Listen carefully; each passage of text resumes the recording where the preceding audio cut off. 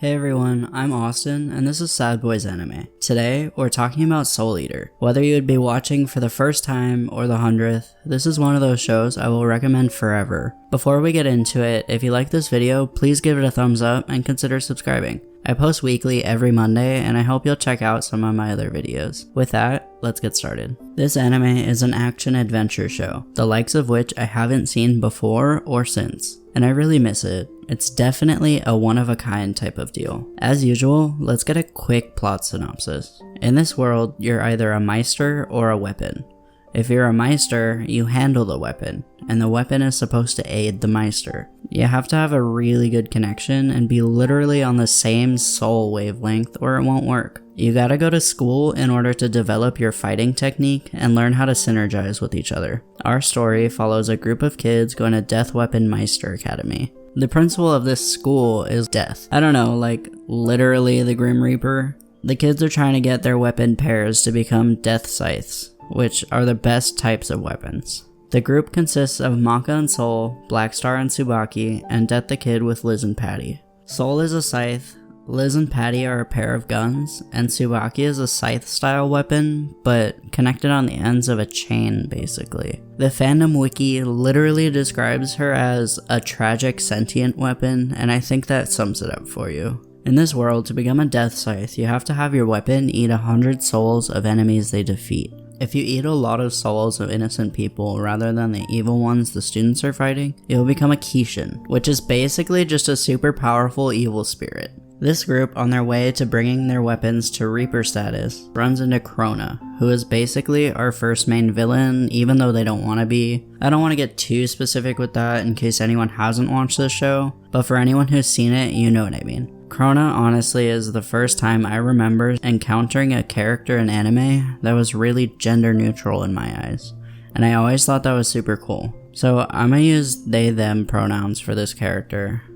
It's always interesting going back and watching these older shows and seeing how much representation they have that I missed as a kid. Okay, I went on a bit of a tangent there, so let's get back to the plot. Before the group comes across Krona, you see a woman basically making Krona go crazy. The group attempts to save Krona from their weapon, Ragnarok, who is literally a demon sword.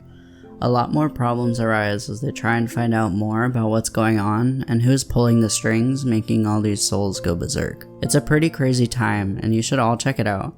I don't want to spoil anything for those of y'all who may not have seen it. One thing though, whatever you do, do not watch Soul Eater Not. It's so bad, and it has nothing to do with the original series. It's literally the opposite of everything that I like about this show. Quite frankly, it's really reflective of what the anime industry has become. That's a conversation for another day though, so here are my 7 reasons for why you should watch this show. Number 1, appreciate the classics. Recently I feel like anime has been a lot of the same stuff. Studios are banking on the fact that they make money off of all the light novel adaptations and isekai anime. Right now, with the pandemic going on, it's even harder for them to be making new original content. Just as we are starting to get anime from webtoons, which have the potential to bring a whole new style to anime, we got hit with a ton of cancellations and hiatuses. Right now, more than ever, we should be looking back and enjoying the old stuff we used to love. A lot of people recently started getting into anime within the last few years, and may never have seen this show. If you haven't, you owe it to yourself to try it out. Number 2 is the art style. If you've seen my other videos, you know that I really like shows that have unique art styles. I think this anime is one that sparked that interest for me. The way this anime looks is so different from anything else I have seen, and I love that. It was the first anime that made me really realize that anime doesn't have a specific look and doesn't need to. There's a lot of conversations about what it means to be an anime because it's so hard to define. Soul Eater is one that still looks so good even though it's older now. A lot of the shows that came out before 2013 are dated just by the lack of an HD quality. It makes it harder to recommend a lot of older shows to people getting into anime. Soul Eater's art style aged phenomenally, and it still looks amazing to this day. My 3rd point is the music. This anime has a killer soundtrack. Music tends to be something I don't always pay attention to unless it's really good or really bad. This one definitely is really good. I remember when I first got an iPod, I would listen to the opening song. It slaps, alright? I smile every time I hear it whenever I watch episodes. It never gets old, and I absolutely recommend y'all check it out. There's no way I could play it without getting copyright issues, so you're gonna have to check it out on your own, but I promise it's fantastic. Number 4. The animation. Bro, look at this Sakuga. Just watching these fight scenes makes me so hyped up. While I was rewatching this anime for this video, I was remembering how flawless it is. Like I mentioned with the art style, this show has a unique style that I've never seen before. You can really tell how passionate the animators were while working on this project. A lot of people say the manga is better, but I really love the anime for the animation. I have always preferred to watch anime rather than reading the manga.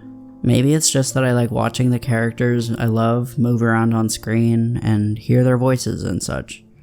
I know that to get a full story for a lot of different anime, you have to read the manga, but it's never stopped me from enjoying a show. I stand by the fact that an anime should be able to stand on its own without the manga for it to be a really good show, and the animation and writing for this show really does that for me. Speaking of the writing, that brings us to point 5. This show's writing is just so good. The pacing is perfect. You never find yourself getting bored. Anytime the story gets too goofy, you get some serious scenes. It also does the same the opposite way. Anytime there's really dark, heavy scenes, it makes sure that you don't get too deep into it, and it reminds you that all these characters are goofy and lovable. It's not all comedy, and it's not all horror though. They just really captivate your entire attention. This show is 51 episodes long, but it never once actually feels like it. If I could have had even more, I would have loved it because I just enjoy these characters and watching them on screen. Everything is done for a reason, and there's no major plot holes that make things weird. You don't need to have read the manga in order to fall in love with the anime, and they adapted it really well. Number 6 is the characters. These designs, y'all. These designs. Every single character has a unique look. They're all distinct in their own way, but are clearly from the same show. Everyone has a really cool outfit and style that works for them. I love how you can look at any character and know the type of person they are, down to the way they talk, walk, move, and fight. Every little thing was thought about and it shows. Even the one-off characters look phenomenal. They all complement one another's personalities. Black Star is reckless and gets into shenanigans with Soul. Tsubaki and Maka are always getting them out of trouble, but they each go about that in their own way. Tsubaki is more calm about it, while Maka will get more aggressive.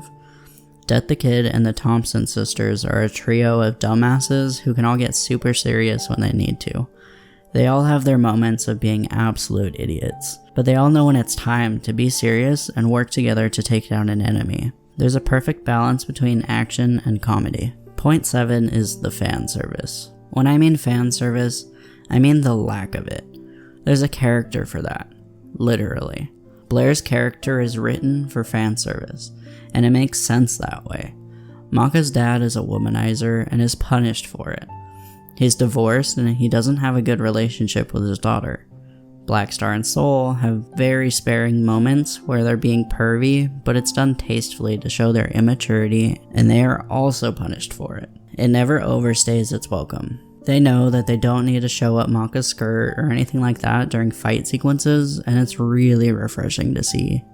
Listen, if all fan service was done in this way, it wouldn't feel so gross to me whenever I see it in shows that aren't just ecchi anime. If you want to see more risque imagery of your favorite waifus or husbandos, there's places you can find it, if you know what I mean.